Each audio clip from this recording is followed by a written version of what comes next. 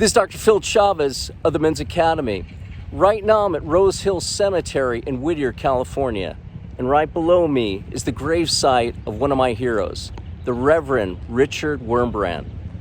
Brothers, one of the most moving Christian movies I've ever seen is called Tortured for Christ.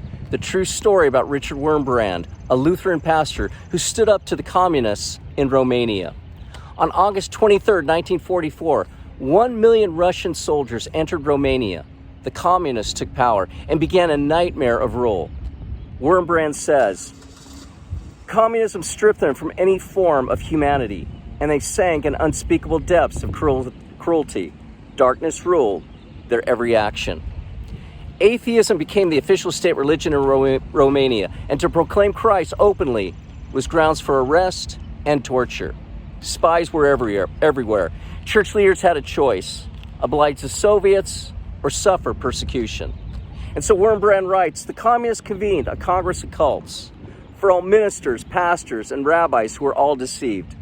The congress was broadcast across the nation. The aim was to convince the public of the communist intent to cooperate fully with the churches. Religious leaders, one after the other, came to the podium and assured communist leaders of their cooperation with the church. At this meeting, Richard Wurmbrand sits in the balcony with his wife, and she says, 'This is madness. They're spitting in the face of Christ.'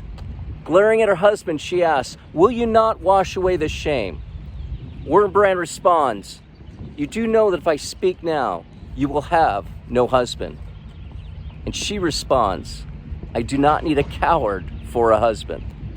Initially shamed, Wurmbrand goes to the mic and boldly proclaims Christ. He receives a great applause and quickly exits. No one else speaks out.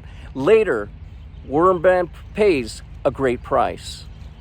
And he says, 'I spent all but 14 years in prison,' he says, 'for many of which I did not see the stars, birds, or even a butterfly. And I still love the communists, the Russians, with all my heart. They can kill Christians, but they cannot kill our love.' Later he said, 'My feet were beaten so often and so brutally, I would never walk normally again.' Wurmbrand eventually emigrated to the United States with his family and relocated to Torrance, California. He died February 17, 2001. Brothers, regarding the corruption and depravities widespread in society, what will you respond if your wife asks you, 'Will you not wash away this shame?' Brothers, I hope you have a good answer.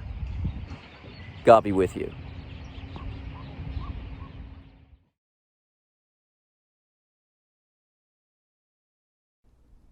We appreciate you viewing our Manly Minutes. Thank you for whatever donation you can offer to make our content possible.